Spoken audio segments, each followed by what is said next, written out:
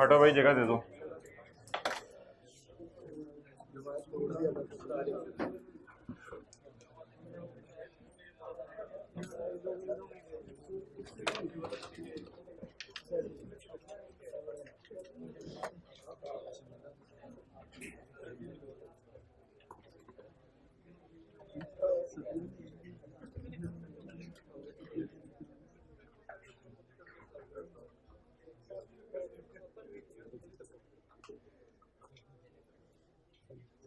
Page number 325।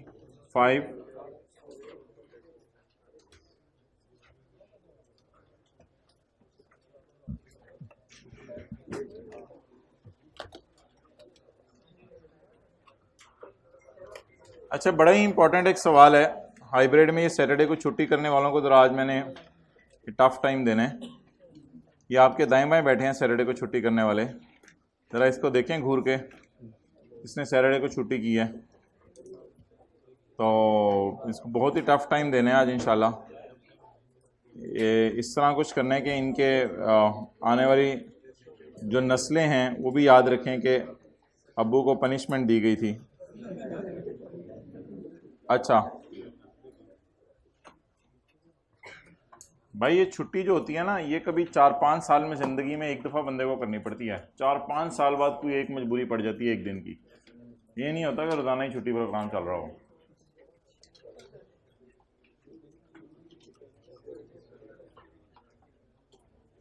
Page number 322 पे आए। Page number 322 पर मेरे सवाल का जवाब दीजिएगा हाइब्रिड में लेट आने पर कि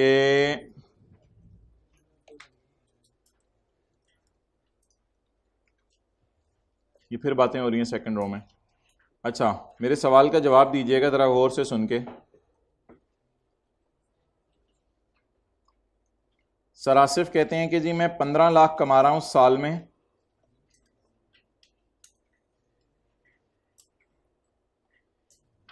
इस्लामाबाद में मेरा एक फ्लैट है।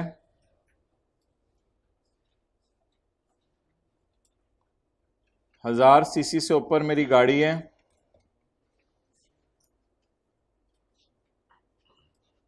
और मैं इंजीनियर हूं, सॉरी मैं एक चार्टर्ड अकाउंटेंट हूं।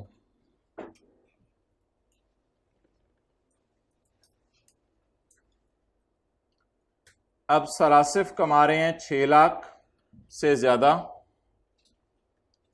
और सर आसिफ का फ्लैट है इस्लामाबाद में और सर आसिफ के पास गाड़ी है 1000 सीसी से ऊपर और सर आसिफ ने सीए किया हुआ है। बताएं किस पॉइंट के तहत रिटर्न जमा करवाएंगे। भाई बहुत टेंशन चाहिए। ये इसी उसी जो सेट कराने हैं हाइब्रिड में पहले करा लें। इस वक्त बहुत ज़्यादा आपकी टेंशन चाहिए, बड़ा इंपॉर्टेंट कॉन्सेप्ट आने लगा है जी। सर आसिफ किस पॉइंट के तहत रिटर्न जमा करवाएंगे? सिर्फ एक पॉइंट के तहत कि इनकी साल की इनकम 6 लाख से ज़्यादा है, क्योंकि नीचे वाले पॉइंट इन पर तब लगेंगे जब इनकी इनकम 6 लाख से कम होगी। ये आज मैंने आपको नई बात बताई है। पॉइंट बी तब लगेगा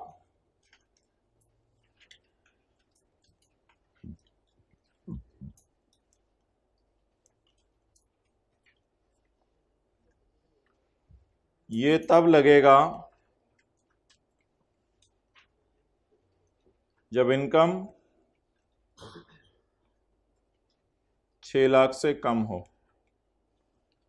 क्योंकि अगर इनकम 6 लाख से ज्यादा है फिर तो ऊपर वाले ट्रैप में ही ट्रैप हो गया ना।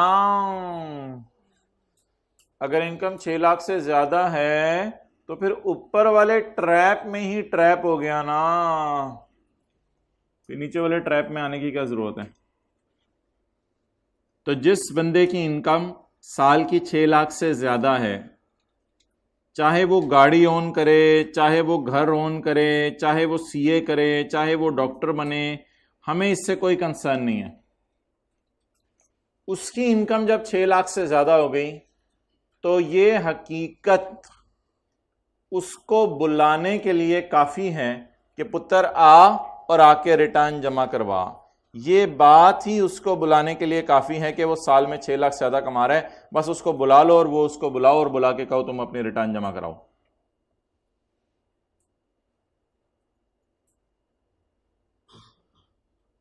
एक डॉक्टर साहब हैं, 15 लाख कमा रहे हैं और उनके पास 1300 सीसी की गाड़ी है। बताएं किस वजह से रिटर्न जमा करवाएं, 15 लाख की वजह से या 1300 सीसी गाड़ी की वजह से? 15 लाख की वजह से।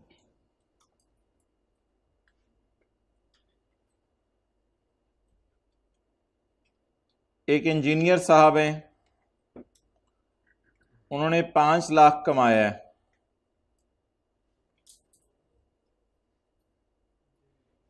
किस वजह से रिटर्न जमा करवाएं, 5 लाख कमाने की वजह से या इंजीनियर होने की वजह से? हाँ, रिटर्न जमा करवा देंगे, उसमें बता देंगे मेरी इनकम 5 लाख से कम है, मेरा टैक्स 0 है और मैं टैक्स जमा नहीं करवाना। इधर देखें तो ये और बात है कि उन्होंने टैक्स जमा नहीं करवाना, बट वो रिटर्न किस वजह से जमा करवाएंगे, इंजीनियर होने की वजह से या 5 लाख कमाने की वजह से? इंजीनियर होने की वजह से। So that was the real story being revealed to you.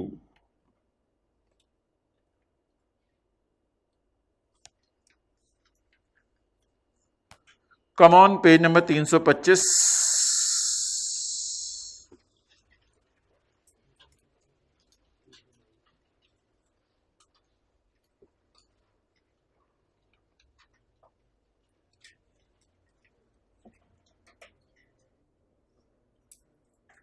Persons not required to furnish return of income. 4 लोगों ने रिटर्न ऑफ इनकम जमा नहीं करवानी। पेज 325। बेवा, ऐसा यतीम जिसकी उम्र 25 साल से कम है, यह ना हो कि वो यतीम और खुद भी 45 साल का हो। ऐसा यतीम जिसकी उम्र 25 साल से कम है, और एक माजूर बंदा और एक नॉन रेजिडेंट बंदा, इन 4 लोगों ने रिटर्न जमा नहीं करवानी। इन चारों में से कोई एक भी बात पूरी हो जाए, ये नहीं कि चारों बातें पूरी हों, ये नहीं कि ऐसी बेवा जो कि यतीम भी हो चुकी है, उधर से अब्बू भी फोत हो चुके हैं, इधर इसको माजूरी भी आ गई है और नॉन रेजिडेंट भी है। ऐसा तो बंदा शायद पूरी पाकिस्तान में ना मिले कोई। तो चारों शराइत पूरी होनी जरूरी नहीं, चारों में से कोई या बेवा हो या माजूर हो या यतीम हो या नॉन रेजिडेंट हो। जो बंदा इन चारों बातों में से किसी एक बात में फॉल करता है, अगर वो रिटर्न जमा इस वजह से कराने आ रहा है कि उसके पास गाड़ी है, या उसकी रेटिंग एरिया में फ्लैट है, या उसका रेटिंग एरिया में इमूवेबल प्रॉपर्टी है, या इस्लामाबाद में कंटोनमेंट और म्यूनिसिपल लिमिट्स में उसका फ्लैट या इमूवेबल प्रॉपर्टी है, ये वही बातें तो ऊपर से कॉपी पेस्ट हुई हुई है, वही बातें ऊपर से कॉपी पेस्ट हुई हुई हैं। अगर उफ तौबा, हाइब्रिड में इतना भी लेट कोई आ सकता है, that's the height of anything and it's just like playing with your future and नस्लों का फ्यूचर। अच्छा, अब छुट्टी करने वाले तो पता नहीं क़यामत तक के नस्लों के फ्यूचर से खेल बैठते हैं, छुट्टी करने वाले को तो कहना ही क्या, मैं तो लेट आने वालों की भी बात करूं। छुट्टी मेरे आप जैसे बंदे का काम नहीं है, बहुत हाई लेवल का बंदा होता है जो छुट्टी करता है। ये मेरे आप जैसे सादा लोगों का काम नहीं है छुट्टी करना। छुट्टी के लिए बहुत जज्बा चाहिए होता है अंदर, बिल्कुल। छुट्टी करने वाले को 11:30-12 बजे होल उठ रहे होते हैं कि बच्चे पता नहीं क्या क्या पढ़ चुके होंगे, और मैं तकरीबन 12:15 बजे तक वो बेहोश होने वाला होता है घर में कि यार थोड़ी देर हुई ना, सर ने पढ़ाया तो मैंने बेहोश हो जाना घर में। तो छुट्टी करने वाले तो हम खलाई मखलूक हैं, ज़मीन में नहीं रहते, ये तो पता नहीं कहाँ से आए हैं। नॉन रेजिडेंट नहीं, नॉन अर्थियन, इस अर्थ से नहीं बिलोंग करते वो। नॉन रेजिडेंट तो ये होगा ना दुनिया में रह रहे हैं, हम तो उनको दुनिया से भी बाहर के समझ रहे हैं, क्योंकि छुट्टी करना एक अच्छा।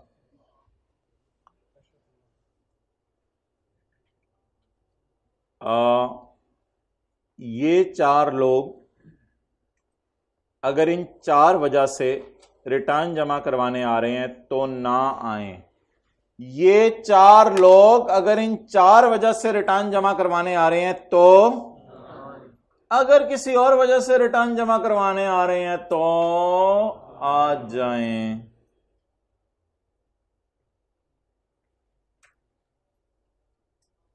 बाजी सलमा नहीं होती थी, उनका शोर फोत हुए पिछले हफ्ते, उन्होंने आपसे ये इंफॉर्मेशन शेयर की है। भाई ये बाहर जरा चुप कराओ, बच्चों को अंदर सीए कराया जा रहा है।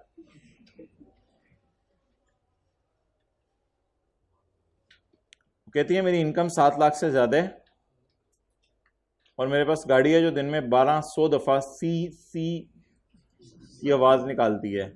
नहीं सॉरी, मेरे पास 1000 सीसी से ऊपर इंजन कैपेसिटी की गाड़ी है।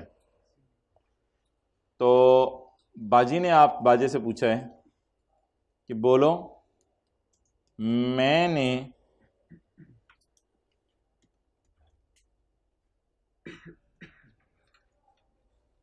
भाई नहीं चुप हो रहे बाहर वाले बच्चे,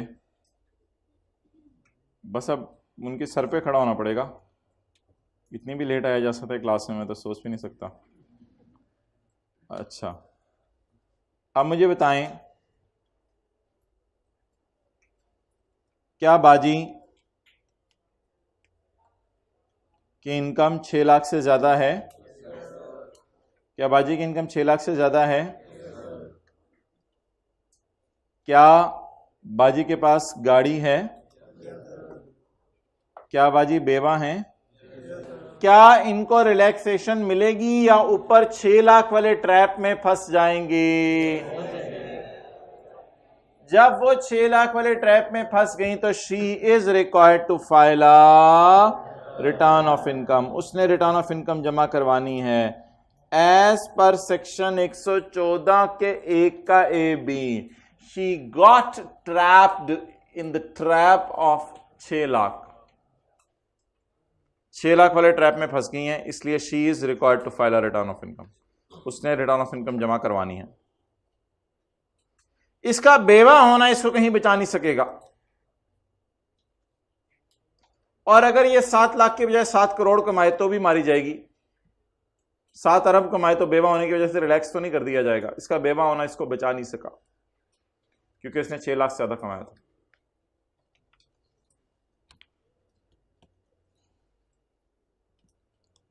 बचती तब जब इन पॉइंट्स में से किसी पॉइंट में आ रही होती।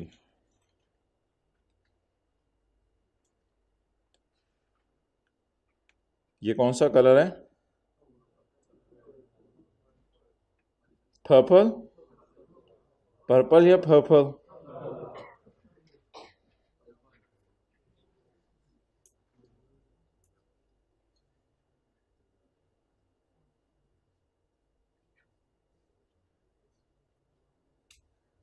अगर इन 4 पॉइंट्स में से किसी एक पॉइंट में वो आ रही है तो then she should feel relax, फिर उसे रिलैक्स फील करना चाहिए। Then she is not required to file return of income. लेकिन इन 4 पॉइंट्स में से किसी एक में आ ही नहीं रही थी, वो तो ऊपर 6 लाख वाले ट्रैप में फंस गई।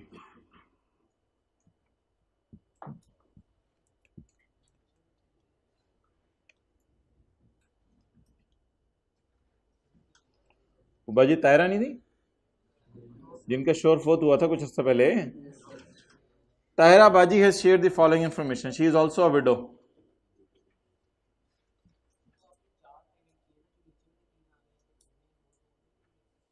अभी वो आ जाते जवाब इसका, क्वेश्चन 3 में समझ आ जाएगा आप। सिर्फ इन 4 वजह से रिलैक्सेशन मिलेगी, बाकी नहीं। ताहिरा बाजी ने आपसे ये इंफॉर्मेशन शेयर किया है, कहती हैं अल्लाह आपका भला करे, मेरा शोर फोत हो गया, कमाया मैंने 2 लाख है, मेरे पास 1300 सीसी गाड़ी है। क्या बाजी 6 लाख वाले ट्रैप में फंसेंगी? नहीं फंसेंगी। क्या बाजी 1000 सीसी वाले ट्रैप में फंसेंगी? हाँ फंसना तो चाहिए था, लेकिन 4 लोगों को इसमें क्या अवेलेबल है? क्या बाजी माजूर हैं? क्या बाजी बेवा हैं? क्या बाजी यतीम है, ये क्या बाजी नॉन रेजिडेंट है। हाँ बेवा है। इन 4 लोगों को 4 सूरतों में रिलैक्सेशन अवेलेबल है। इन 4 लोगों को 4 सूरतों में छूट अवेलेबल है। छूट अवेलेबल है सिर्फ इन 4 लोगों को, नोट कर लें, सिर्फ इन 4 लोगों को इन 4 सूरतों में छूट अवेलेबल है।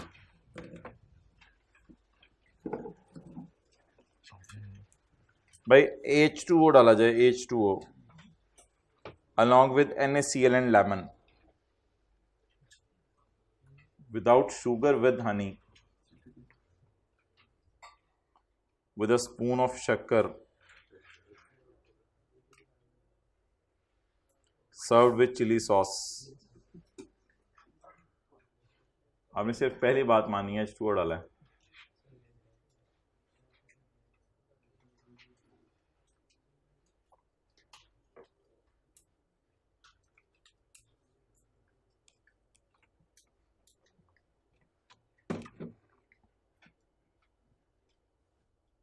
चलें जी आगे बढ़ें।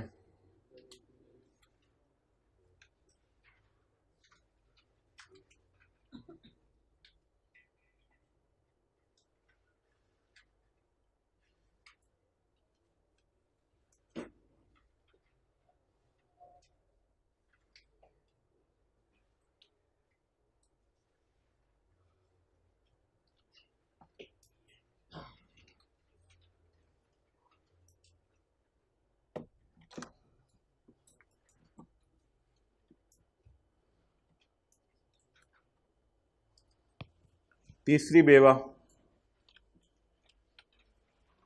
मिस इरम अबेवा share the following information with you for tax year 2021। Taxable income कितनी है इनकी? 6 लाख से कम है। उस वाले ट्रैप में फंसी नहीं। She is a resident CA, इन्होंने सीए किया हुआ है।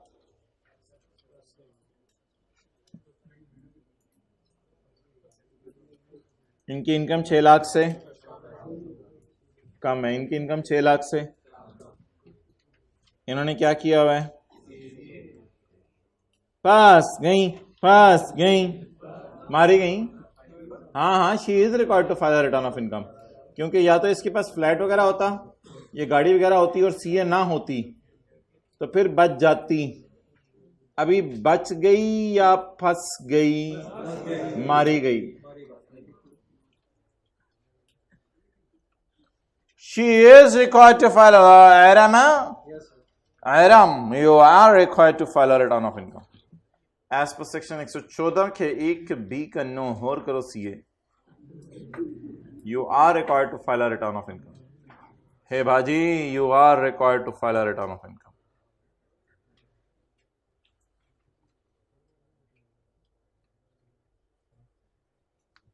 और अगर सीए फाइनलिस्ट होती है, एक पेपर रहता होता सीए का 2 सालों से, फिर बच जाती। वो जो एक पेपर आखिरी वाला निकला ना, उसने मरवाया बस, उसकी वजह से मारी गई। She is required to file a return of income.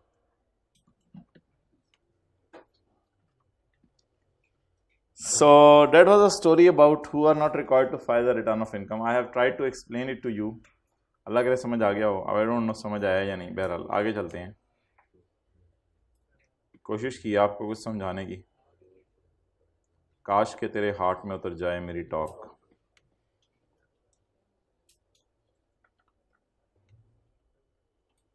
खुदी को कर बुलंद इतना कि हर तकदीर से पहले। Oh well, I really appreciate how you people have spent your Sunday. That's really a great event. 16 hours study followed by 6 hours sleep. What a nice combo it was. You people are really great. You people are really great. How you spent your time effectively.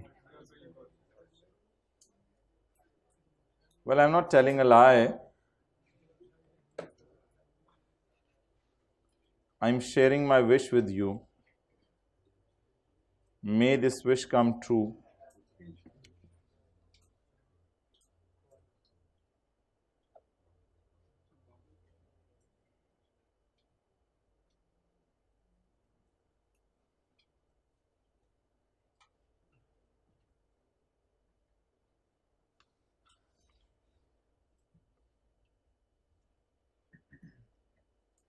भाई कोशिश करें जल्दी जल्दी कामयाबी आपके कदम चूमे।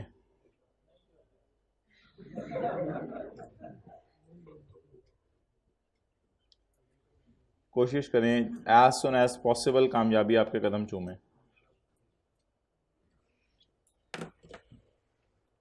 एक statement है जिसका काम है वेल्थ स्टेटमेंट, नाम है वेल्थ स्टेटमेंट। ये जो वेल्थ स्टेटमेंट है इसके बारे में डिटेल इंशाल्लाह न्यूमेरिकल इंशाल्लाह उम्मीद है कल की क्लास में हम करेंगे। तो वेल्थ स्टेटमेंट की शक्ल मैं आपको दिखा दूं। वेल्थ स्टेटमेंट में ना आपके ज़ाती एसेट सारे होते हैं, प्लॉट है, DHA, jewellery, cash, bank, loan वगैरह। ये वेल्थ स्टेटमेंट में ना आपके ज़ाती घर के एसेट्स लायबिलिटीज आ रहे होते हैं।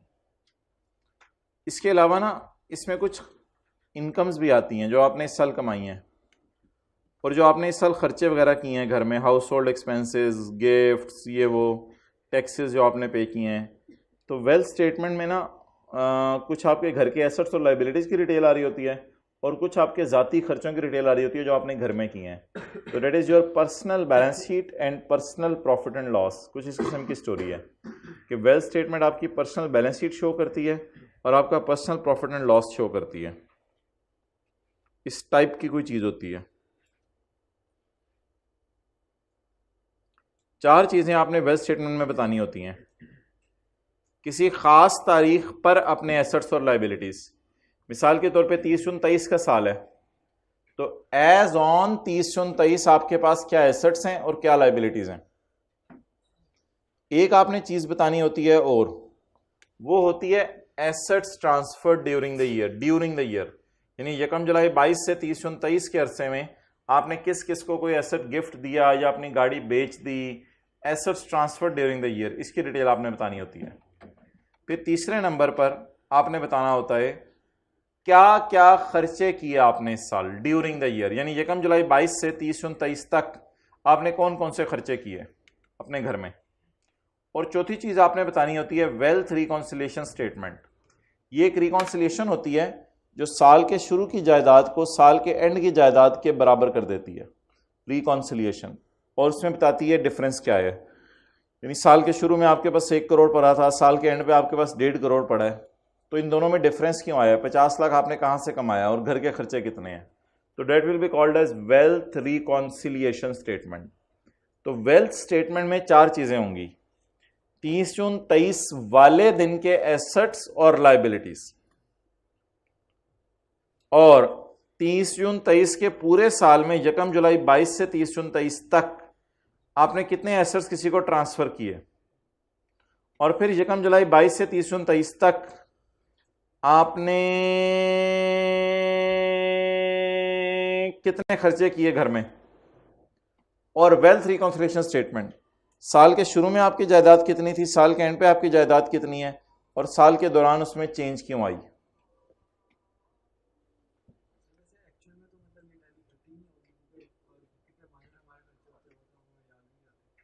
बस अब डिटेल तो रखनी चाहिए।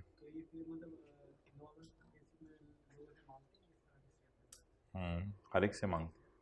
Wealth statement, the commissioner may by notice, commissioner अगर चाहे नोटिस देकर, may by notice require any individual, किसी भी इंडिविजुअल को कह सकता है।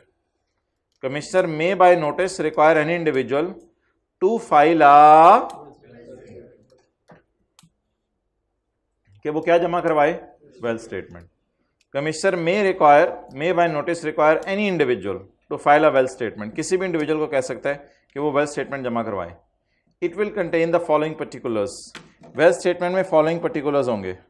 वो पर्टिकुलर्स क्या होंगे, the total assets and the total liabilities of the बंदा, हिज बीवी, उसके बच्चे और उसके ऊपर जो फैमिली डिपेंडेंट्स हैं, जैसे अगर वालिदैन उसके साथ रह रहे हैं, ऑन द डेट या for the year, on the date specified in the notice, जो डेट नोटिस में स्पेसिफाई कर दी है उस तारीख को। मिसाल के तौर पे वो कह दे कि जी मिसाल के तौर पे आप हमें बता दो यार 30 जून 23 वाले दिन आपके घर में कितने एसेट्स और लायबिलिटीज हैं। total assets and liabilities of the person, his BV, his minor children and other dependents on the date या for the year? On the date specified in the notice. Assets transferred by the person to any other person on the date या during the period? During the period. Assets transferred by the person during the period. During the period का मतलब है उस अरसे के दौरान, यानी यकम जुलाई 22 से 30 जून 23 तक, स्पेसिफाइड इन द नोटिस, जो नोटिस के अंदर अरसा स्पेसिफाई किया हुआ है। कमिश्नर ना नोटिस देता है आपको, नोटिस देके बताते हैं इतने अरसे के मुझे चाहिए। And the consideration for the transfer, और कंसिडरेशन क्या है ट्रांसफर की, मतलब लिखें ये एसेट्स कितने के बेचे, ये एसेट्स कितने के बेचे, and the consideration for the transfer.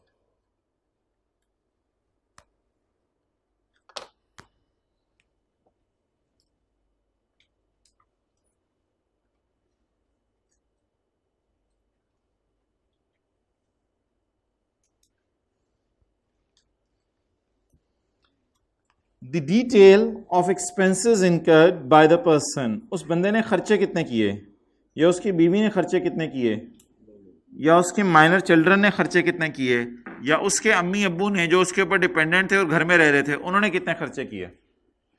The details of expenses incurred during the period specified in the notice and a well 3 conciliation statement, और एक well 3 conciliation statement। तो चार चीजें याद कर लें, एसेट्स एंड लाइबिलिटीज, आगे बोलें on the date, assets transferred during the period, expenditures incurred during the period, और एक वेल 3 कॉन्सिलिएशन स्टेटमेंट। ये आपने कब जमा करवानी है? It will be furnished by the due date specified in the notice, जिससे नोटिस में डेट दे दी गई कि 30 जून 23 है तो 15 जुलाई 23 तक ले आओ, जो भी दिल बता दिया गया तब तक आपने जमा करानी होगी। ये जमा किसने करानी है और आम हालात में कब जमा करवानी है? ये जमा करवानी है हर रेजिडेंट इंडिविजुअल ने। ये जमा किसने करवानी है? हर रेजिडेंट इंडिविजुअल ने। ये जमा करवानी है हर रेजिडेंट इंडिविजुअल ने। शैल फर्निश अ वेल्थ स्टेटमेंट, हर रेजिडेंट इंडिविजुअल वेल्थ स्टेटमेंट जमा करवाएगा। एंड इसके साथ क्या जमा करवाएगा? Wealth reconciliation statement along with the return. कौन जमा कराएगा? क्या जमा कराएगा? कब जमा कराएगा? कौन जमा कराएगा? क्या जमा कराएगा? कब जमा कराएगा? जमा कराएगा रेजिडेंट इंडिविजुअल। क्या जमा कराएगा? Wealth statement and wealth reconciliation statement. और कब जमा कराएगा? Along with the return. लिखे आमतौर पर रिटर्न 30 सितंबर को जमा कराई जाती है, उसके साथ ही जमा कराएंगे। आमतौर पर रिटर्न 30 सितंबर को जमा कराई जाती है।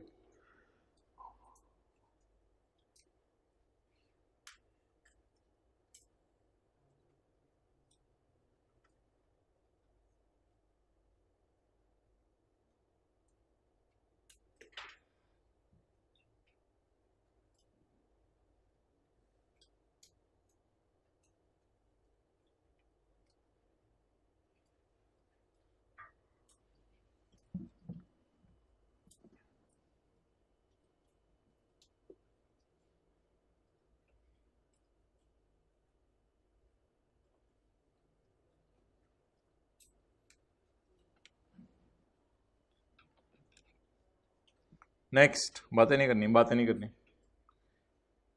Every member of AOP, member से मुराद है partner. Every partner of AOP, every partner of AOP shell furnish a wealth statement, full stop नहीं आना चाहिए था यहां, शैल furnish a wealth statement and wealth reconciliation statement along with the return of AOP. एक partnership firm है, उसके 3 partners हैं, partner अलिफ, पार्टनर बे, पार्टनर जीम। अब ये तीनों पार्टनर अलिफ, बे और जीम कौन जमा कराएगा? Every partner of AOP. क्या जमा कराएगा? वेल्थ स्टेटमेंट और वेल्थ रिकंसिलिएशन स्टेटमेंट। कब जमा कराएगा? Along with the return of AOP, AOP के रिटर्न के साथ। जी अच्छा भाई, आगे पॉइंट 3। अगर आपने वेल्थ स्टेटमेंट जमा करवाई या आपने वेल्थ रिकंसिलिएशन स्टेटमेंट जमा करवाई और बाद में आपको कोई एहसास हुआ कि या तो उसमें कोई गलती हो गई थी या कोई चीज़ आप भूल गए थे, तो आप इसको रिवाइज करके जमा करा सकते हैं। If a person discovers any omission or a wrong statement in a wealth statement, he can revise it by intimation to commissioner. Intimation होता है इन्फॉर्म करना, तो आप कमिश्नर को इंटीमेट करके जमा करवा दें वेल्थ स्टेटमेंट या वेल्थ रिकंसिलिएशन स्टेटमेंट।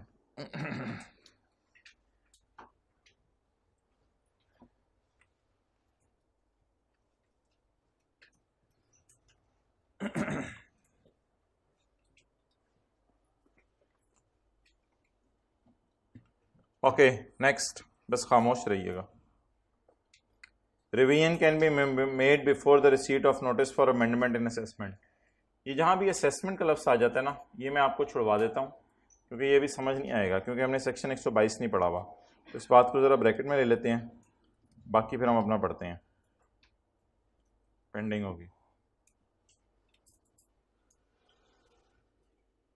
एक बार याद रखिएगा, जब भी आपने वेल्थ स्टेटमेंट जमा करवानी है ना, तो आपने वेल्थ स्टेटमेंट के साथ रिवाइज्ड वेल्थ रिकॉन्सिलिएशन स्टेटमेंट भी जमा करवानी है। जब भी आपने वेल्थ स्टेटमेंट जमा करवानी है तो आपने उस वेल्थ स्टेटमेंट के साथ क्या जमा करवाने? Revised wealth reconciliation statement. तो revised wealth reconciliation and reasons for revision will also be filed. ना सिर्फ आपने रिवाइज्ड वेल्थ स्टेटमेंट जमा करवानी है, बल्कि साथ रिवाइज्ड वेल्थ रिकॉन्सिलिएशन स्टेटमेंट भी जमा करवानी है, और उसके साथ क्या बतानी है? उसकी रीजंस भी बतानी है।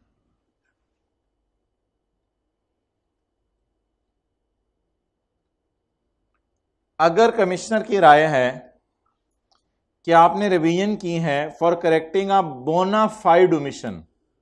बोनाफाइड ओमिशन होती है भूले से गलती कर दी है, भूले से, जानबूझ के नहीं, हुकूमत को धोखा देने की नीयत से नहीं, जानबूझ के। अगर कमिश्नर मुतमईन है कि आपने रिवीजन कर दिया फॉर करेक्टिंग अ भूले से ओमिशन और भूले से wrong statement, he will declare such revision as valid. Bracket वाली बात काट दें, वो इस रिवीजन को वैलिड करार दे देगा।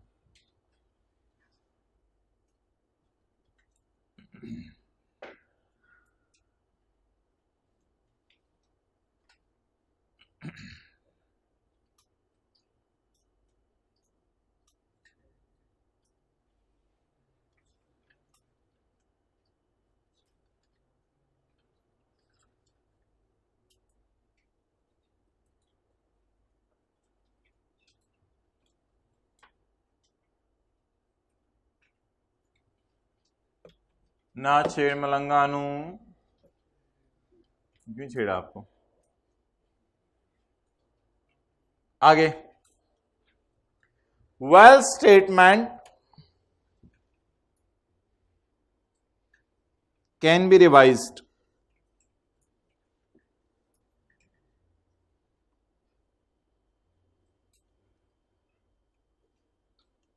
With in 5 years।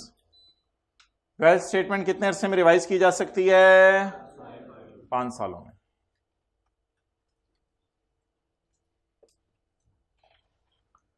From the due date of filing the return. इसका मतलब आपने देखना है क्या है from the due date of filing the return. Wealth statement 5 सालों में रिवाइज की जा सकती है।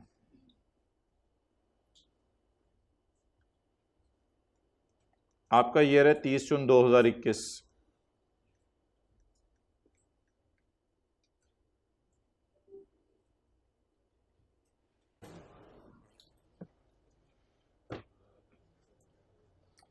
अच्छा, ये टैक्स ईयर है 2021। इसकी रिटर्न जमा कराने की तारीख क्या है? रिटर्न की ड्यू डेट 30 सितंबर 2021, ये इसके रिटर्न जमा कराने की ड्यू डेट है। आप 5 साल तक रिवाइज कर सकते हैं वेल्थ रिकॉन्सिलिएशन स्टेटमेंट और wealth statement. 30 September 2022, 23, 24, 25, 26, date by which you can revise wealth statement.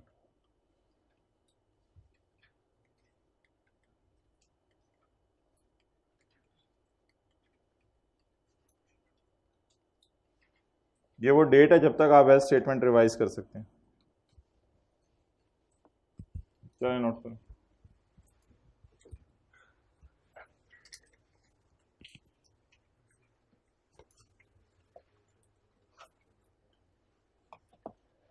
Happy happy बैठा करें क्लास में, साथ वाले को मुस्कुरा के देखते रहा करें।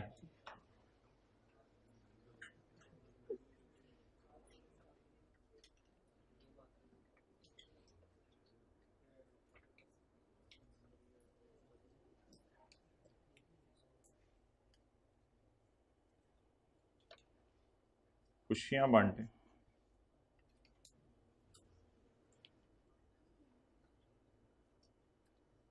हर वक्त नाक पे त्यूड़ी चढ़ा के ना बैठा करें कि लोग बोलने से पहले भी डरें, यार ये बोल दिया ना, इससे कोई बात कर ली तो इसने तो ऐसे आगे से फिर।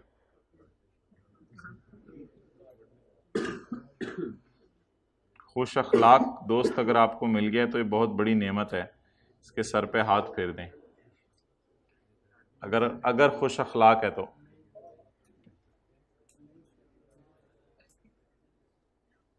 ओके,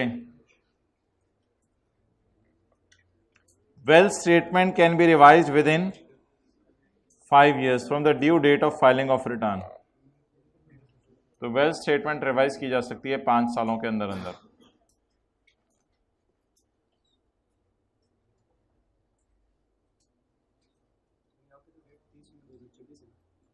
क्या क्या है यहां पर? 30/9/26 यानी 5 साल के अंदर अंदर 30/9/26 तक आप रिवाइज कर सकते हैं। आगे बढ़ें जी। Page number 328।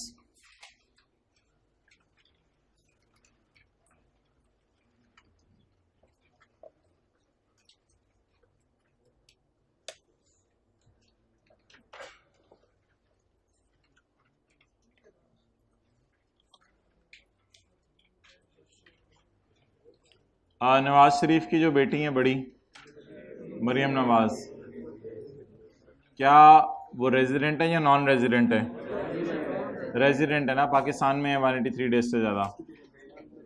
क्या इसके पास बाहर के मुल्क में एसेट्स होंगे $1 लाख से ज़्यादा? हो सकता है $1 करोड़ के एसेट्स हों, हो सकता है फॉरेन इनकम्स भी $10 से ज़्यादा हों। $1 लाख तो कुछ भी नहीं बनता। तो अगर कोई रेजिडेंट बंदा जिसके पास $10,000 से ज़्यादा इनकम है या $10,000 और $1 लाख या उससे ज़्यादा के एसेट्स हैं बाहर के मुल्क में, तो ऐसे रेजिडेंट बंदे ने एक स्टेटमेंट जमा करानी है। उसका नाम है वेल्थ स्टेटमेंट, नहीं, उसका नाम है फॉरेन इनकम एंड। बतानी इसमें उसने वही चीज़ें हैं, बाहर के मुल्क में मेरे एसेट्स कितने हैं एज ऑन, और बाहर के मुल्क में मेरी लायबिलिटीज कितनी है। और दूसरी चीज़ इसने बतानी है मैंने बाहर के मुल्क में एसेट्स ट्रांसफ़र कितने किए किसी को। और तीसरी चीज़ इसने वही बतानी है कि इसके बाहर के मुल्क में इनकम्स कितनी है, ये एक्स्ट्रा चीज़ है, और बाहर के मुल्क में खर्चे कितने हैं फॉर द ईयर। यहाँ रिकॉन्सिलिएशन का कोई तस्वुर नहीं है। तो वही 3 चीज़ें जो पहले पढ़ी थी वही बतानी है। ये सारा सेक्शन है। एवरी रेजिडेंट इंडिविजुअल जिसकी फॉरेन इनकम है equal to or greater than $10,000 या having foreign assets with value equal to or greater than $1 lakh. shall furnish a foreign income and foreign asset statement. ये क्या जमा करवाएंगे? फॉरेन इनकम और foreign asset statement जमा करवाएंगे. It shall be in the prescribed form. इसका एक form होगा एंड वेरीफाई, और इस पे साइन होंगे. इसमें क्या क्या आएगा? एसेट्स आपके और आपकी लाइबिलिटीज. कब की? As on the last day of tax year. और क्या आएगा? Assets transferred by the person to any other person. कब? ड्यूरिंग द टैक्स ईयर, साल के दौरान. और foreign incomes, complete particulars, details. Income derived and expenditures incurred during the tax year. तो assets and liabilities as on, और assets transferred during the year, और income derived and expenditures incurred during the year. And that expenditure is wholly and necessarily for the purpose of deriving said income. और आपने ये भी बताना है कि मैंने जो खर्चा किया वो इसी इनकम के कमाने के लिए किया. And that expenditure is incurred for earning the income. साबित करने के ये जो खर्चे मैंने किए हैं इस इनकम के कमाने के लिए किए हैं, मैंने कोई अपनी तरफ से ये खर्चे नहीं किए.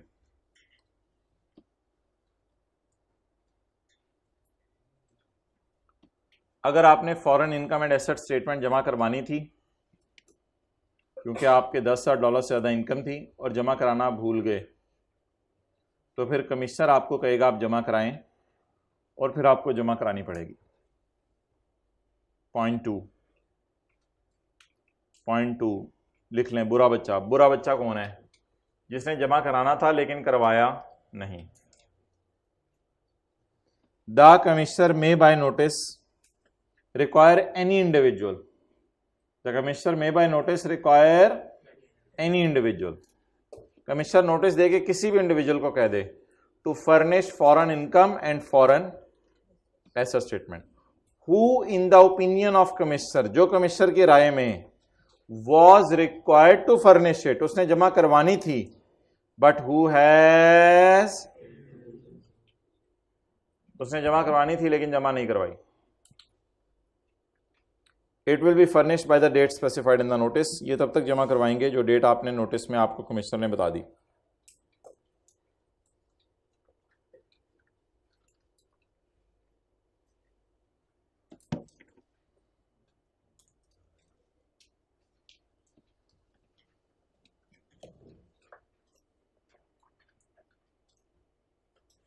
Notice of discontinued business.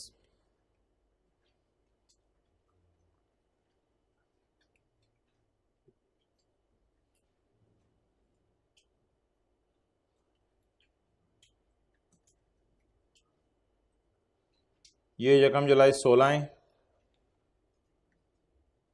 और ये 30 जून 17 है.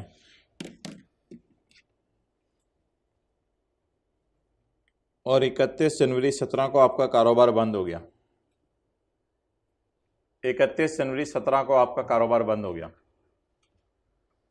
आप कारोबार बंद होने के 15 दिन के अंदर अंदर, यानी 15 फरवरी 2017 तक कमिश्नर को बता देंगे, एक नोटिस भेज देंगे मेरा कारोबार बंद हो गया. A person discontinuing a business shell give commissioner a notice with in 15 days of discontinuous. तो लिखें गिव अ नोटिस का मतलब बता देगा, बता देगा कि कारोबार बंद हो गया. कब बताएगा? 15वें दिन या 15 दिन के अंदर अंदर. कारोबार बंद होने के बाद 15 दिन के अंदर अंदर.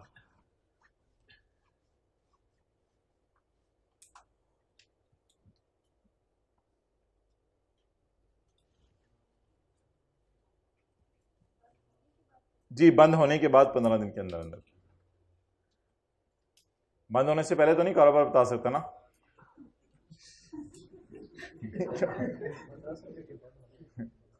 ओ भाई, जिस दिन शॉप क्लोज कर दी उसके बाद ही बताएगा ना. आप आज पहली रो में कैसे बैठे हैं? अच्छा, कल आप इधर आएंगे. तरक्की होनी चाहिए ना रोजाना। आगे चलें जी, चलें जी, बातें भी होंगी साथ हल्की फुल्की। आगे चलें। ये कमेंट जो है ना आपने सारे रोक के रखा करें, क्लास के एंड पे साथ वाले को पर्चियां बना के दे दिया करें।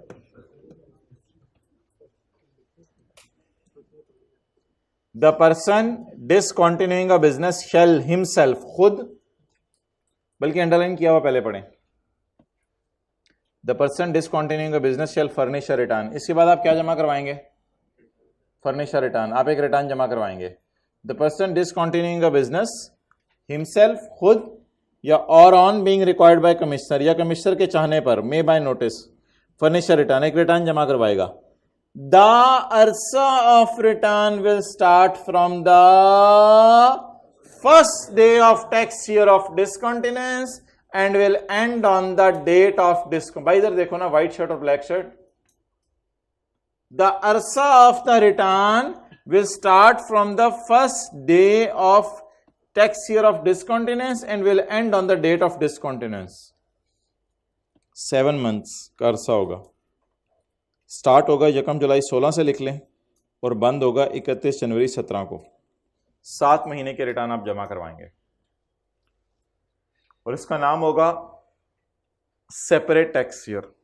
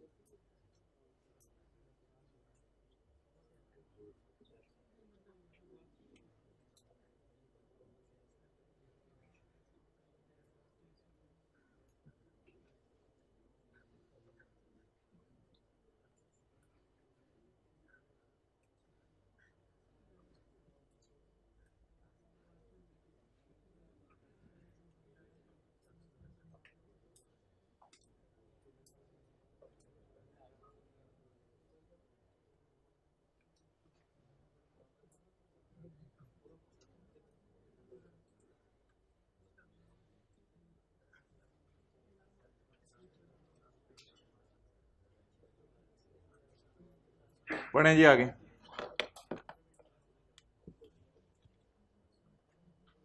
The person discontinuing a business, खुद या कमिश्नर के कहने पर एक रिटर्न फर्निश करेगा। अरसा of return will start from the first day of year of discontinuance and will end on the date of discontinuance. This period shall be treated as a separate tax year. अच्छा, अगर tax payer भूल जाए discontinue करने के बाद business के मैंने commissioner को बताना है, फिर कमिश्नर उसको खुद पकड़ के बताएगा, पुत्र पता चल गया मुझे तो बिजनेस बंद कर चुका है या करने वाला है। If a tax payer does not give notice, बुरा बच्चा लिख लें पॉइंट 3 पे, बुरा बच्चा, बुरा बच्चा, बड़ा बच्चा नहीं, बुरा बच्चा, बच्चा। अगर एक tax payer does not give notice of discontinuance and commissioner has ground to believe that person has been discontinued, के बिजनेस डिसकंटिन्यू हो गया है, और tax payer is likely to discontinue business. कई दफा बिजनेस बंद होने से पहले भी पता चल जाता है बिजनेस बंद होने वाला है, क्योंकि समोसे के साथ वो लाल वाली चटनी नहीं दे रहा होता। तो लोग कहते हैं भाईजान क्या चक्कर है यार, छोड़ो यार, अब तो दिल ही नहीं लगता बिजनेस में। अगले दिन आते हैं दूसरी वाली चटनी भी नहीं होती, और अगले दिन आते हैं समोसे में आलू ही नहीं होता। तो यहां से पता लग रहा होता है आहिस्ता आहिस्ता आहिस्ता ये दुकान क्या कर रहा है, बंद करके जा रहा है। अगले दिन आते हैं, दुकान बंद होती है। ही से मुराद लिखें कमिश्नर। कमिश्नर में सर्व नोटिस सरकार टू फर्निश द रिटर्न। भाईजान मैं आपको नोटिस सर्व कर रहा हूं, खुदा के लिए रिटर्न जमा करवा दो। कमिश्नर विल नोटिफाई द अरसा for which return is required. Commissioner वो अरसा भी बताएगा जिसके लिए रिटर्न चाहिए। अरसा लिख लें, अरसा पीरियड से मुराद, अरसा बताएगा जिसके लिए रिटर्न चाहिए। अरसा होता है for the year, for the period. तो जो बंदा खुद जमा ना कराए उसे कमिश्नर क्या भेजेगा? नोटिस नहीं, नोटिस या टस, नोटिस। भाईजान पॉइंट 4 अभी आपको समझ नहीं आएगा, मादरत, इसको पेंडिंग कर दें और आ जाएं पेज नंबर 412 पे।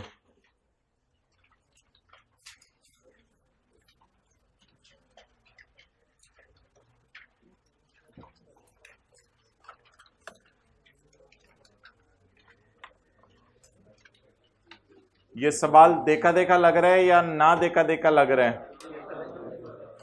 देखा देखा लग रहा है। For the purpose of this question you may assume that today is 31 August 2022। भाईजान ये टेस्ट वाला सवाल है।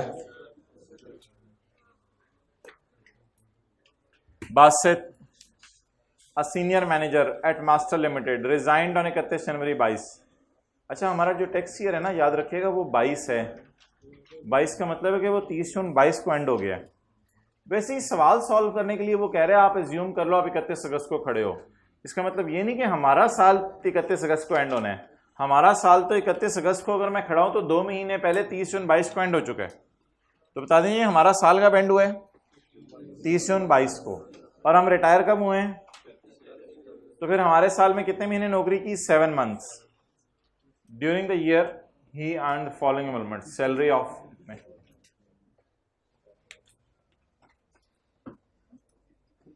भाई ओपन माइंड के साथ मेरी डिस्कशन सुननी है, जबरदस्ती साबित नहीं करना कि जो आपने टेस्ट में किया वो सही है।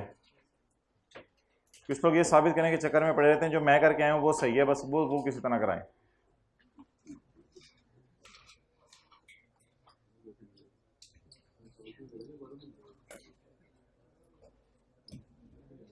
जी भाईजान 6,10,000 जरा 7 मंथ्स बताएं। 4270,000। इसको 4270 में कर रहा हूं मैं। सवाल सॉल्व कर रहा हूं रुपीज इन 1000 में। मेरी मर्जी, मेरी क्लास है। मैं सवाल सॉल्व कर रहा हूं रुपीज इन 1000 में। नेक्स्ट,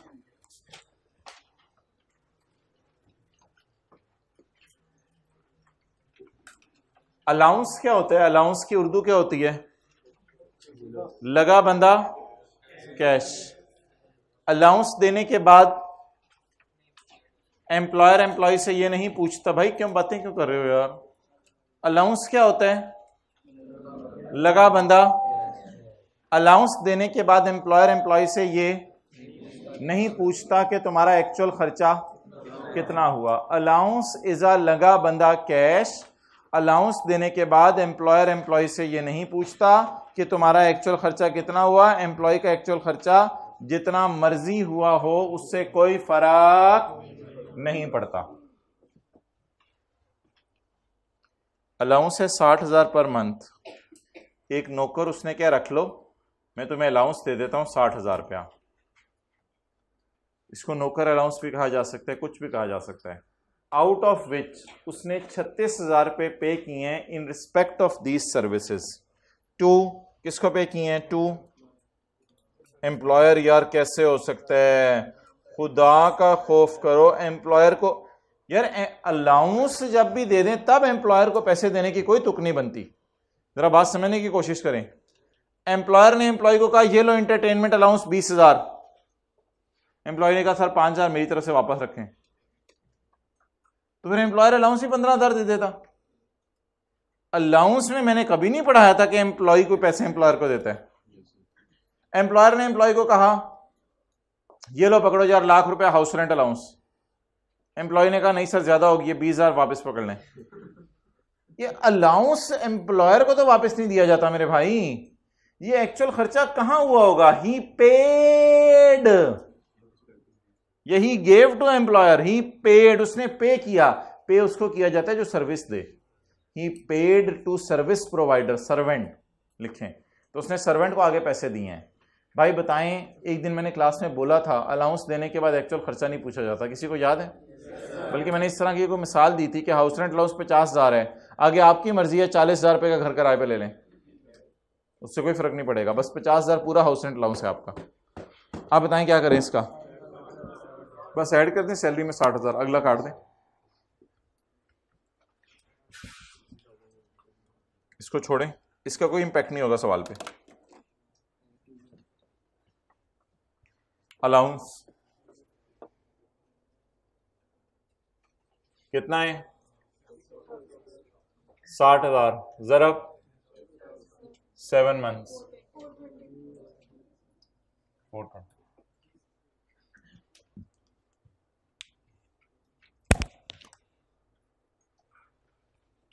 नेक्स्ट,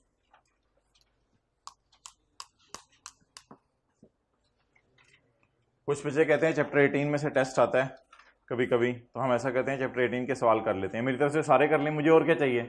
यही तो मुझे भी चाहिए। अगर आप चैप्टर 18 के सारे सवाल खुद ही कर लें तो मुझे और क्या चाहिए? आपने तो सारी प्रैक्टिस खुद ही कर ली, कर लें सारे सवाल, शौक से करें, 1000 दफ़ा करके आए, ठीक है। चैप्टर 18 के सारे सवाल रिवाइज करके आया करें, उससे कोई टेस्ट में आ जाए, मुझे और क्या चाहिए? पॉइंट नंबर 3 समझ आ रही है ना बात? Point number 3, an allowance equal to 5% of salary, सिर्फ खर्च किया है दफ्तर के कामों में,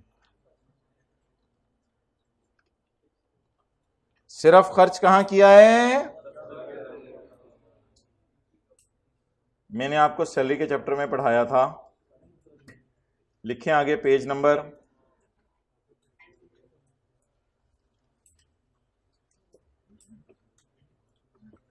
84।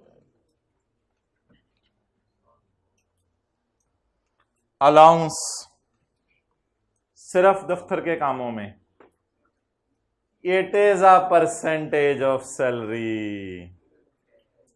और अगर कोई एक टूर होता कनाडा का, यूरोप का, कराची का, फिर उसे माफ कर देते। तो ये तो सैलरी पे परसेंटेज लग के मिल रहा है। पेज नंबर क्या लिख लिया आप लोगों ने आगे? 84। इधर हो, मुझे बताओ नहीं देना क्लास में। Page number 84, allowance for office duty 4270 ज़रब 5%, 213.5, इसको राउंड करके 214 कर लेते हैं, 214। चलें जी, नोट करें यहां तक, मेहरबानी होगी आपकी। पहला सफ़ा छोड़ दें फेस के लिए, वर्किंग 1 से शुरू करें। छोड़ा हुआ है पहला सफ़ा, ज़रा देखें। चलें, good.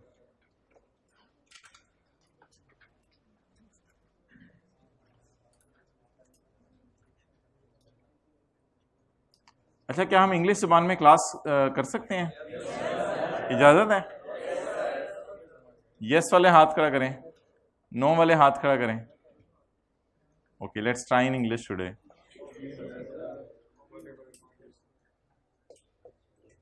Okay guys, let's come on the additional information. On Yekam July 2021 means in English on Yekam July 2021. On Yekam July 2021, he leased a Gaddi having a fair market value of 48 lakh. He leased a गाड़ी having a fair value of 48 lakh at a monthly किराया of 1,20,000, जिसका महीने का किराया कितना था गाड़ी का? 1,20,000। वैसे इंग्लिश में क्लास हो तो बस ये फिक्रा पढ़ के ट्रीटमेंट है, फिर समझाना भी नहीं उर्दू में और सब कुछ, बस इंग्लिश में तो सब कुछ। तो he leased a car having fair market value of 48 lakh at a monthly rental of 1,20,000। He leased, या एम्प्लॉयर ने उसको लेके दिया है? भाई इधर देखो, ही लीज्ड या एम्प्लॉयर ने उसको लेके दिया है? उसने खुद लिया है। He pays the rental from his own sources, वो रेंटल अपने सोर्सेस से पे कर रहा है। एम्प्लॉयर कोई हेल्प नहीं कर रहा है इसमें, अपने सोर्सेस से पे कर रहा है रेंटल। लेकिन बाद में गाड़ी पे कभी कभी दफ्तर के काम भी कराता है, कभी कभी घर के काम भी कराता है। अच्छा,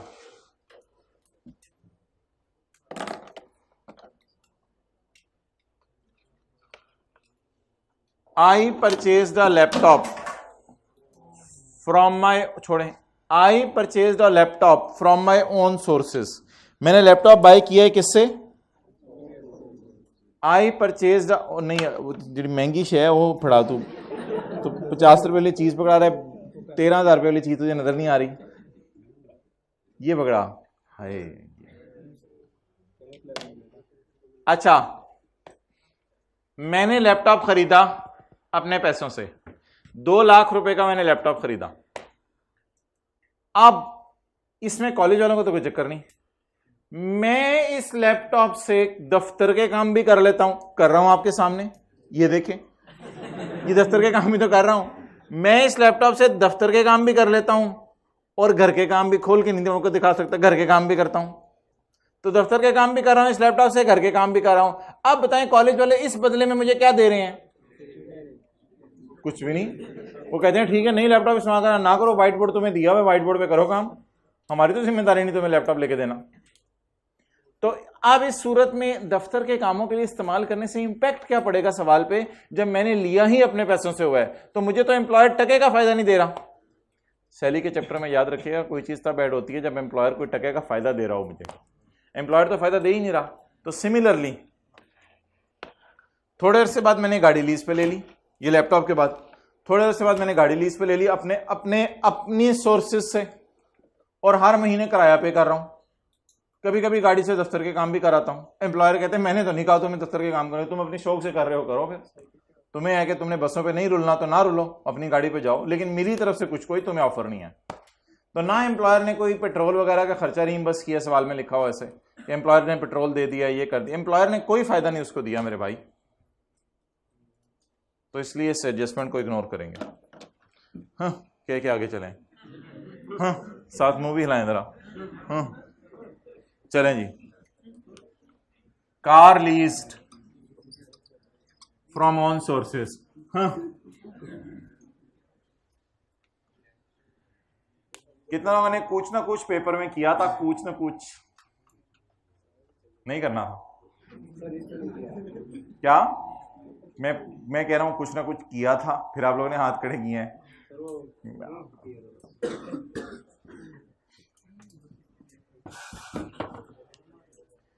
ऑन 1 जुलाई 2021 साल के पहले दिन, चुप भाई, 13,000 shares of ML were allotted to Basit.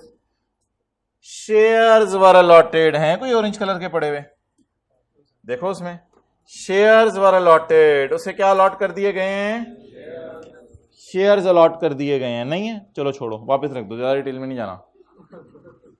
उसको 13,000 शेयर अलॉट कर दिए गए हैं, तो डायरेक्ट जेब में क्या आ गए? और बोलें डायरेक्ट जेब में क्या आ गए? फर्ज कर लें ये शेयर्स हैं,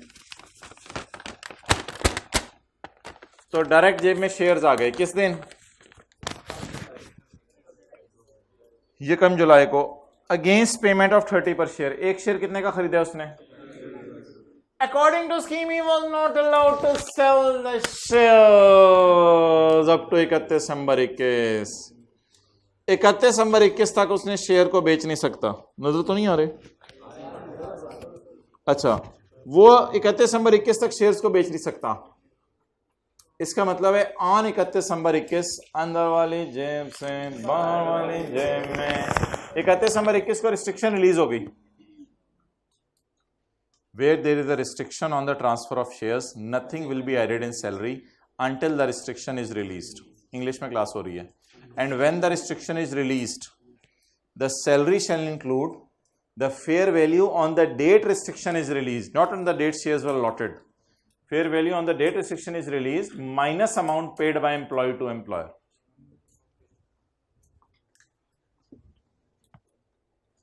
तो restriction released, fair market value 13,000 ज़रब 90 माइनस कॉस्ट ऑफ शेयर 13,000 ज़रब 30 minus cost of right 0.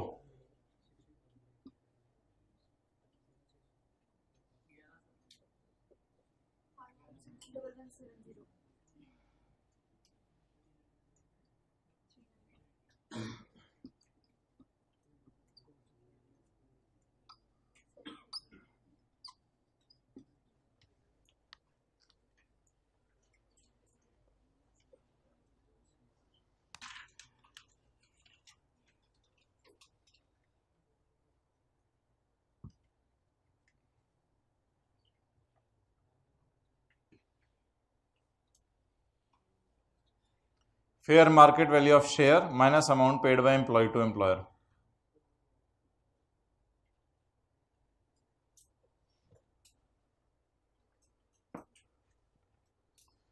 Next.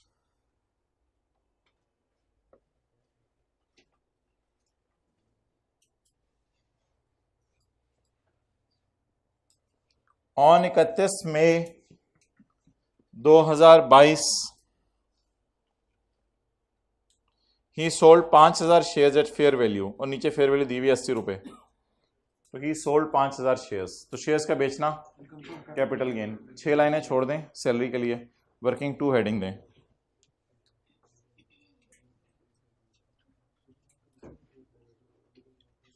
Income from capital gain, consideration received. कितने शेयर बेचे? 5,000. एक शेयर कितने का बेचा? 80 का. अच्छा, अब ये कैलकुलेशन ना जो शेयर्स बिके हैं उनकी बेस पे होगी. ये कैलकुलेशन जो शेयर्स बिके हैं ना उनकी बेस पे होगी. और ये कैलकुलेशंस हुई थी जो सैलरी वाली थी, जो शेयर्स मिले थे. जो शेयर मिले थे उनकी बेस पे ये कैलकुलेशन हुई है. जो शेयर्स बिकेंगे उनकी बेस पे ये कैलकुलेशन होगी. 5,000 जरा बेटी 400,000 less cost, where cost is sum of A ba sa, cost of share, cost of right, and income from salary.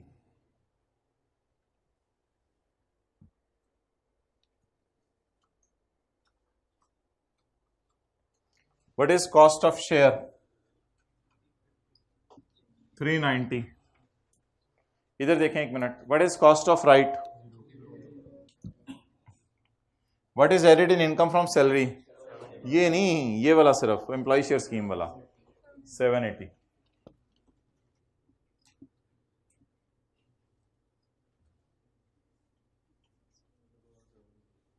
Double one, ये वही जवाब आ गया 1170. मेरे भाई ये 13,000 शेयर्स की कॉस्ट है और मुझे कितनों की चाहिए? 5,000 की. वो एक फैक्टर लगाएं 1170.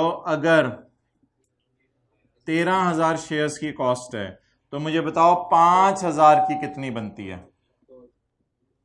450. लॉस आ गया शेयर्स बेचने पे.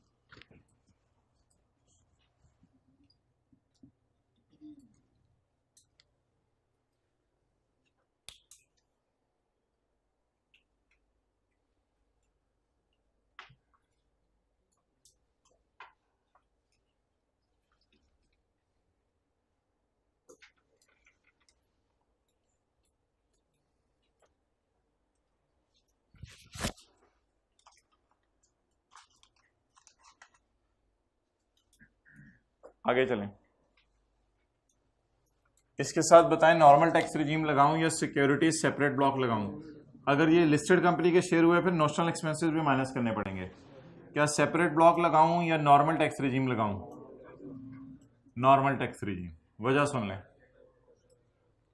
शेयर्स हैं मास्टर लिमिटेड के, लिमिटेड के साथ कोई प्राइवेट लिखा होना जरूरी नहीं है कि तभी हम प्राइवेट कंपनी के शेयर्स कहेंगे। मेरे आपसे 4 सवाल हैं। क्या सवाल में ये लिखा हुआ है ये स्टॉक एक्सचेंज में लिस्टेड है? Well done. नहीं लिखा हुआ।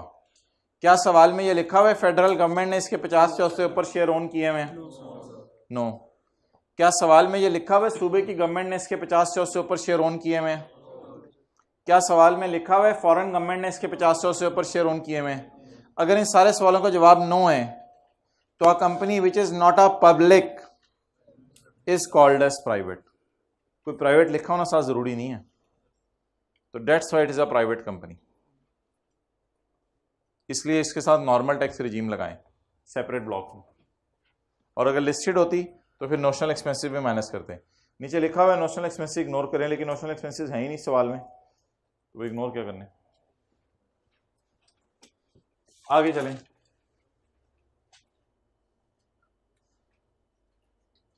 $3,20,000 उसे लीव इनकैशमेंट मिली है। लीव इनकैशमेंट सिर्फ गवर्नमेंट एम्प्लॉयज के केस में एग्जेम्प्ट है, वरना टैक्सेबल है। तो ये सैलरी में डाल दें। कितनी है लीव इनकैशमेंट? कितना? 320।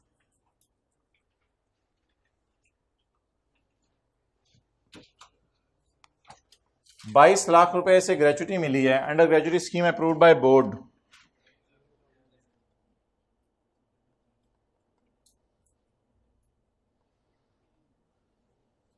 इसके साथ लिखें page number 105।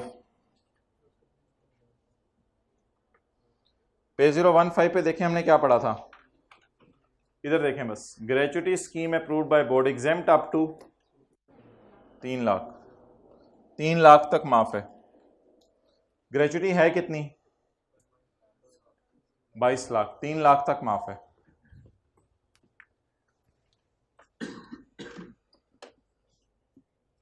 Gratuity 22 lakh less exempt up to 3 lakh. जी 22 लाख माइनस 3 लाख 19 लाख।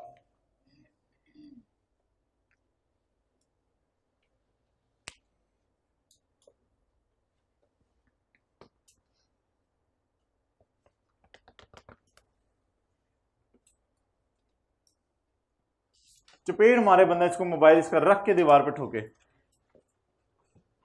आगे चलें। बातें भी हो गई हाइब्रिड में दूसरी रो में इसी चक्कर में। आगे चलें। 7 लाख एरियर के तौर पर सैलरी मिली है 2021 के साल में। 2021 के साल की मादरत 2022 के साल में एरियर मिली है ऑन 15 फरवरी 22 रिटायर होने के बाद। रिटायर होने के बाद उससे कोई 2021 की तनख्वाह रहती होगी, फटाफटा होगा, तो कोई लड़ाई हुई, बाद में उसने कहा होगा, एम्प्लॉयर ने कहा चल यार जो नौकरी छोड़ रहा है जा रहा है 7 लाख पकड़ जान छोड़ मेरी। ये 2021 के पैसे थे 22 में मिले हैं। जनरल रूल है सैलरी पे टैक्स लगना है रिसीव्ड बेस पे, तो जनरल रूल लगाएं। जनरल रूल लगाएं। एरियर ऑफ 2021 कितने? 7 लाख।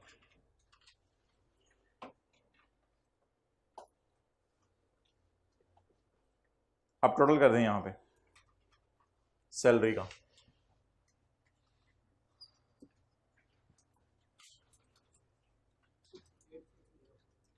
$8604।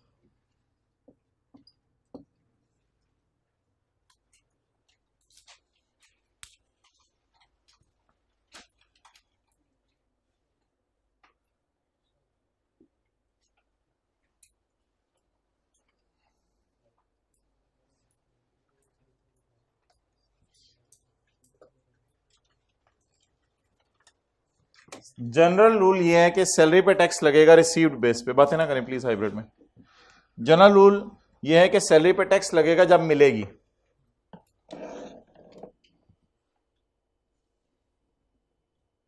अब एक लाइन पढ़ें सवाल में, सवाल की requirement number B, what other option is available to Basit, अगर उसे 7 लाख रुपया एरियर में मिला है तो अदर ऑप्शन क्या अवेलेबल है। अदर ऑप्शन ये अवेलेबल है, अदर ऑप्शन के साथ हम न्यूमेरिकल सॉल्व नहीं कर सकते क्योंकि डाटा अवेलेबल नहीं है 2021 का, लेकिन अदर ऑप्शन ये अवेलेबल है। पेज 89 लिख लें इसके जवाब में कि अगर एक सैलरी बंदे को एरियर में मिलती है तो फिर ये उस साल का रेट लगा सकता है जिस साल से वो रिलेट कर रही है, लेकिन वो हम न्यूमेरिकली नहीं कर सकते ना, 2021 का डाटा हमारे पास नहीं है। हम 2021 में जाके कैसे रेट लगा सकते हैं, 2021 का तो डाटा ही हमारे पास अवेलेबल नहीं है। न्यूमेरिकल में जनरल रूल लगाना है, salary is taxed on received base बस।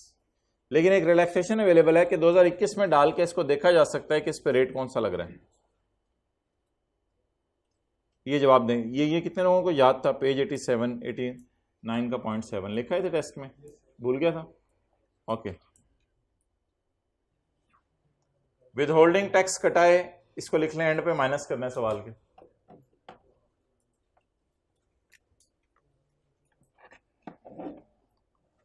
Other information, on 31 January 22 he received gold worth ₹2 lakh as gift from his old friend। अपने पुराने दोस्त से इसे 2 लाख रुपए का सोना तोहफे में मिला है। कैपिटल गेन, चपेड़ मारे बंदा। अदर सोर्स के चैप्टर में ये डायग्राम बनाई थी, ये इसकी तस्वीर खींच लें।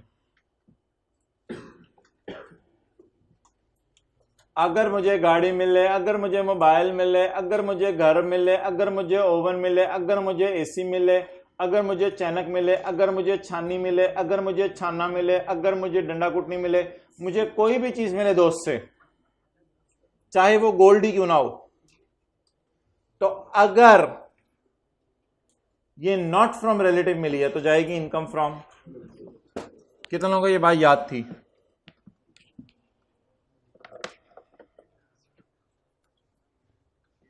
तो गिफ्ट मिला है दोस्त से तो ये चला जाएगा मेरी इनकम फ्रॉम अदर सोर्स में। तो वर्किंग नंबर कौन सी बन रही है? 3। So that is my income from other source.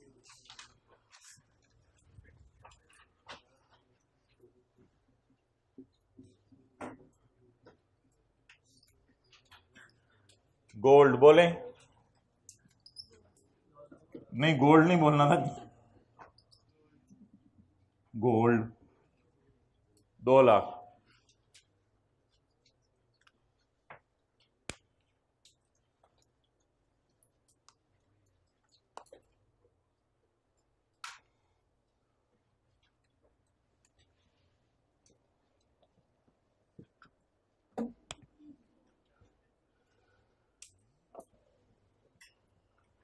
आगे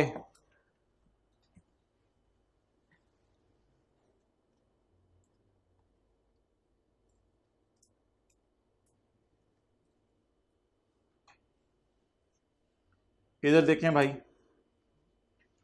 1 अप्रैल 2022 को हमारा साल खत्म होने से कितने महीने पहले?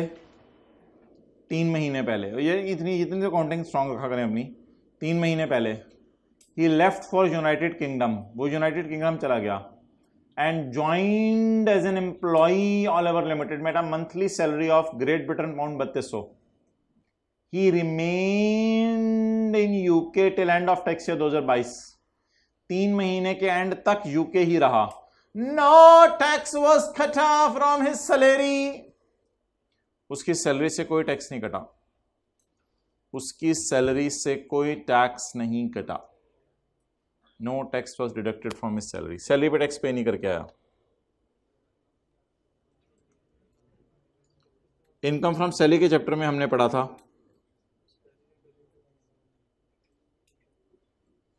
रेजिडेंट तो ये बंदा है ना, क्योंकि ये बंदा 7 महीने तो पाकिस्तान नौकरी किया सीधा सीधा।